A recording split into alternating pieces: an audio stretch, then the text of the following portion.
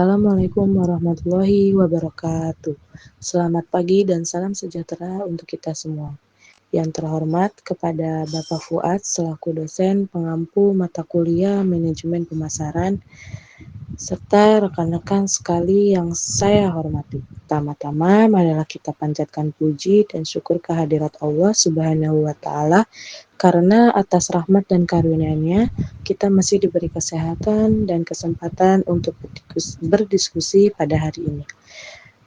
Di sini saya tidak hanya sendirian dan saya ditemani oleh dua orang teman saya.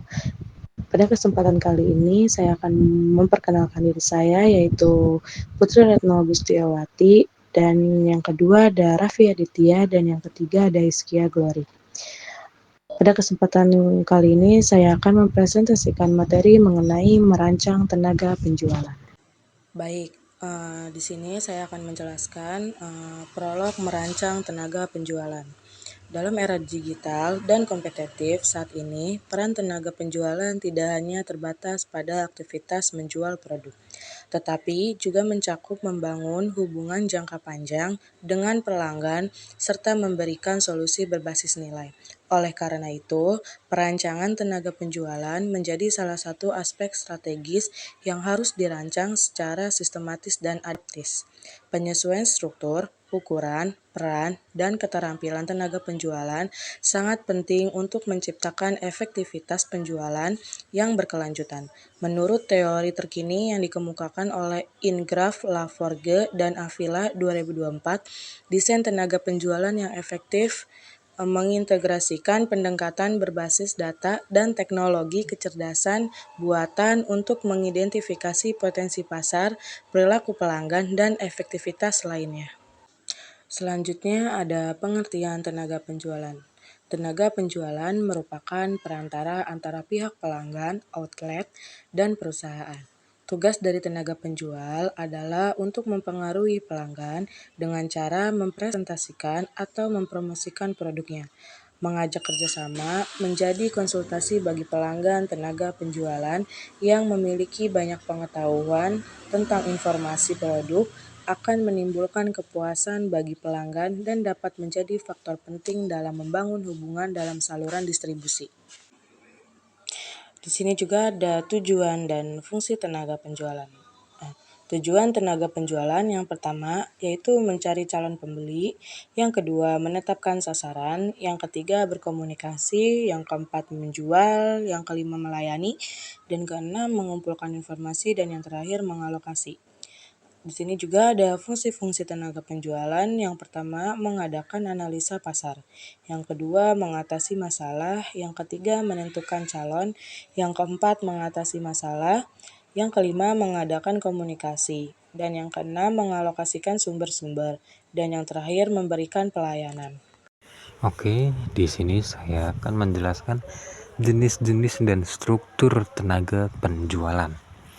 Oke, yang pertama ada jenis-jenis tenaga penjualan, itu terbagi menjadi 4. Yang pertama ada retail salesperson, yaitu seseorang yang bekerja di toko retail dan bertanggung jawab untuk menjual produk kepada pelanggan. Yang kedua, B2B salesperson atau business to business, yaitu seseorang yang bekerja untuk menjual produk atau jasa kepada bisnis lain. Yang ketiga ada technical salesperson, yaitu seseorang yang memiliki pengetahuan teknis yang mendalam tentang produk atau jasa yang dijual. Yang keempat, missionary salesperson, seseorang yang bertanggung jawab untuk membangun kesadaran dan mempromosikan produk atau jasa baru kepada pelanggan potensial. Nah, ada struktur tenaga penjualan. Yang pertama ada pelanggan dikelompokkan. Yang kedua ada frekuensi kunjungan. Yang ketiga ada jumlah kunjungan. Yang keempat jumlah perwakilan penjualan. Dan yang kelima jumlah pelanggan dalam masing-masing kelompok. Oke, itu tadi penjelasan dari jenis-jenis dan struktur tenaga penjualan. Selanjutnya ada strategi dalam tenaga penjualan. Adapun strategi dalam tenaga penjualan yaitu target pasar, jenis produk, sistem pemasaran, riset dan evaluasi, membangun sebuah strategi penjualan, dan menentukan target. Yang terakhir ada ukuran tenaga penjualan. Yang pertama, mengelompokkan pelanggan. Yang kedua, menentukan frekuensi kunjungan. Yang ketiga, mengalihkan jumlah pelanggan. Yang keempat, menentukan rata-rata jumlah. Dan yang terakhir ada membagi total kunjungan. Langkah untuk meningkatkan efektivitas tenaga penjualan dibagi menjadi 5. Yang pertama yaitu berikan mereka peralatan yang tepat. Yang kedua, memberikan motivasi kepada tenaga penjualan. Yang ketiga yaitu menawarkan pelatihan yang berkelanjutan. Yang keempat yaitu mengetahui setiap anggota tim. Yang kelima, hilangkan tugas administrasi. Selanjutnya, kompensasi. Kompensasi dalam dunia bisnis diartikan sebagai imbalan yang diberikan oleh perusahaan kepada karyawan akan kinerja yang sudah ia lakukan. Yang pertama yaitu gaji dan upah. Gaji adalah imbalan kerja yang dibayarkan dalam periode atau jangka waktu tertentu kepada pekerja tetap. Sedangkan upah adalah bentuk kompensasi kerja yang dibayarkan untuk pekerjaan yang tidak terpaut pada periode tertentu. Yang kedua yaitu insentif. Insentif adalah tambahan imbalan khusus yang diberikan di luar gaji dan upah. Insentif biasanya diberikan bersamaan dengan gaji atau upah sebagai bentuk penghargaan atas kinerja karyawan. Yang ketiga yaitu fasilitas. Fasilitas juga termasuk kompensasi yang diterima pekerja untuk mendukung kinerjanya. Fasilitas diberikan oleh perusahaan agar karyawan bisa melakukan pekerjaannya dengan lancar dan nyaman.